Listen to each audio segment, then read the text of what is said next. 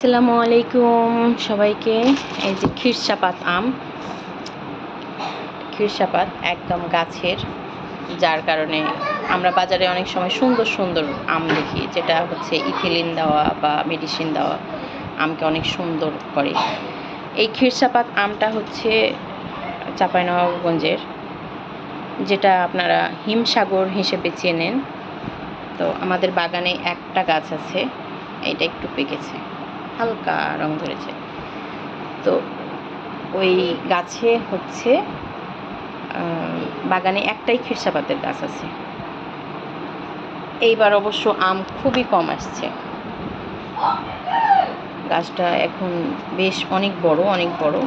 তো প্রতি বছরই আম দেয়, এইবার হচ্ছে কেন যেন কম আসছে, বয়স হয়ে গেলে যেটা হয় আর কি।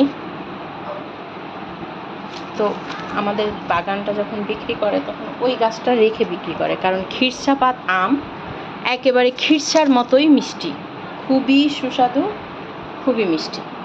আর এই যে আমার জন্য পাঠিয়েছে গাছ থেকে একবারে পেড়ে, কোনো ধরনের মেডিসিন, কোনো ধরনের কোনো কিছুই ছাড়া, যার কারণে হচ্ছে কালারটা এরকম অনেক বড় হয়।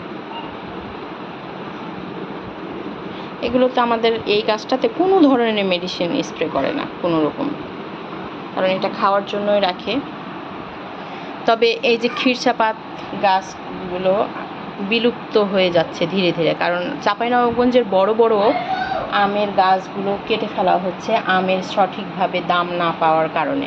কারণ নতুন অনেক জাতের আম আসছে, যেগুলো ছোট গাছে অল্প সময়ের মধ্যে আম ধরে। তো এই কারণে বড় যে গাছগুলো সেগুলো কিন্তু কেটে ফেলা হচ্ছে। আর সহজেই ভ্যান থেকে বা বাজার থেকে অল্প দামে মেডিসিন মেশানো আম পাওয়া যাচ্ছে।